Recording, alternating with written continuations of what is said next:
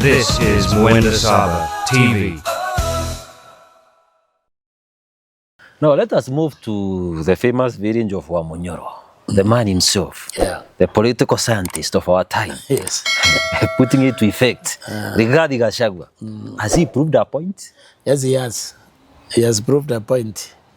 He has proved, for the first time, the Mount Kenya region can actually claim to have a kingpin. There's a region which never have kingpins.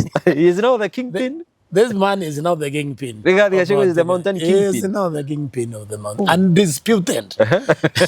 You see what he has done? He has established what is called dominance in politics in the region. He is not the kingpin. And I'm telling you, even outside here, outside the Mount Kenya region, Gachagua in a normal society, he would run for the president and get elected overwhelmingly. Because people like courage. Yes. They also like intelligence when they see it. I mean, they saw it in Ruto as a candidate. Yes. And they liked him and voted for him.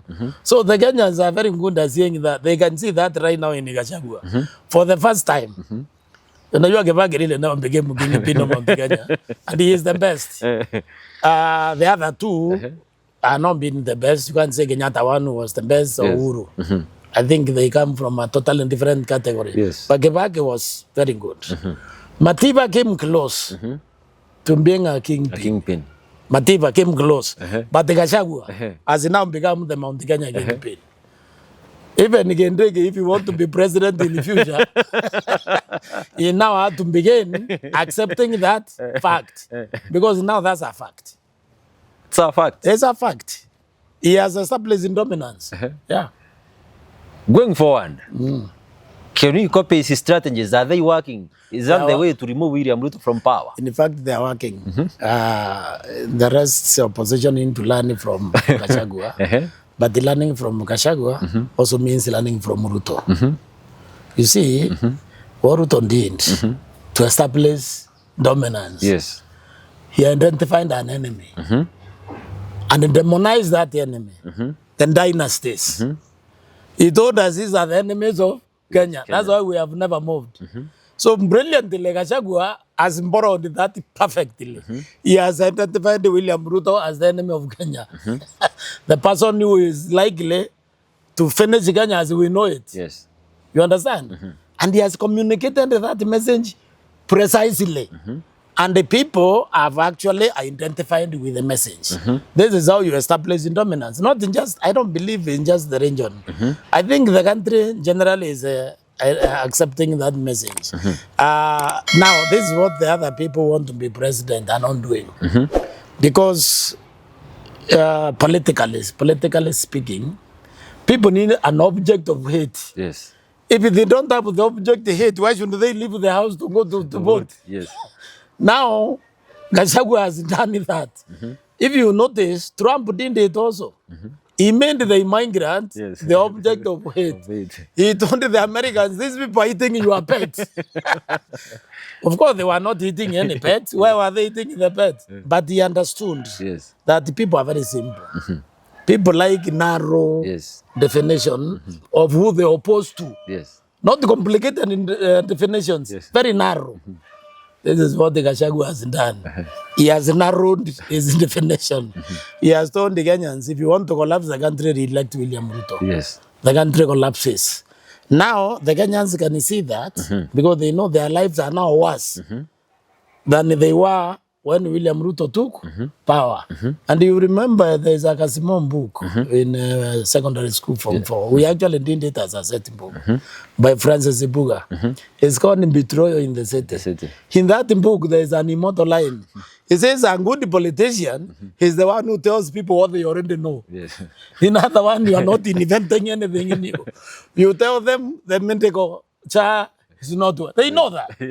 You tell them the economic is bad. They know that because they're sleeping hungry. You tell them their children are not in school because the government reduced competition, which is subsidizing the food. They know that. You tell them the medical situation is so bad. They know government removed Linda Mama. Linda Mama. They know Linda Mama was really helping. women deliver safely. Yes. Gone. Do you understand? They know all that. They know the cost of living is higher than when there's government. So all you do is continue telling them what they already know. And then create the object of hate, if you like to use that one. It's a bit strong. But this is what William Ruto did in 2022. This is what Trump did. Yes. And this is what Lula da Silva did in Brazil. He campaigned against Bolsonaro, the president, who is now in jail, for creating an insurrection after he lost the election. So Lula da Silva campaigned for about 4 months. But he created Bolsonaro as the worst thing to happen to Brazil. Because the guy was against the environment, he was against everything. And they worked. So politically, if you go for sophisticated language, you lose the public. You are supposed to be narrow and simple. Professor, help us understand this. Rigathi Gachagua now seems to be a bit softy. Tuanza Kidore Kindeki. Amesema ni mtoto wetu, from today going forward, he won't be our target anymore. Tunaangalia mdosi wake. Na amesema he is now a professor. He is our son. We need to protect him. Help us understand this, Professor. How on earth can Gachagua now pretend? That is a very clever thing on the point of Gachagua. Very brilliant. That's why I told you, Kindiki was so wrong to identify with the people seeking division. Because he can't go anywhere without the Giguyos. You understand? Yes. Gachagua also knows that without the mountain being together, he is also irrelevant. Because we have been taken seriously by the country. Because we actually put votes in one basket all the time. That's strength. Yes. So Gachagua realizes, look here, Kindiki is innocent. Kindiki is a deputy president. Yes. But where is the power which should come with that office? You understand?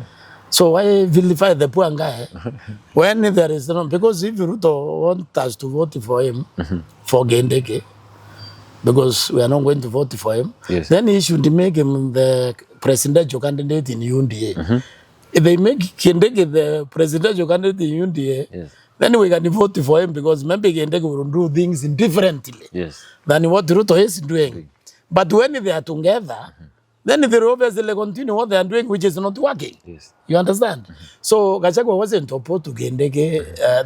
Was not personal. It's strictly interpretation of the relation Kindiki is having with the society as a result of being the deputy president to Ruto. Gachagua is now making himself a national figure and a Mount Kenya figure. He's putting his family together. He shouldn't be the last one to divide that family, and he has known that. So accommodating Kindiki is going to make it difficult for the who want to divide us to actually succeed.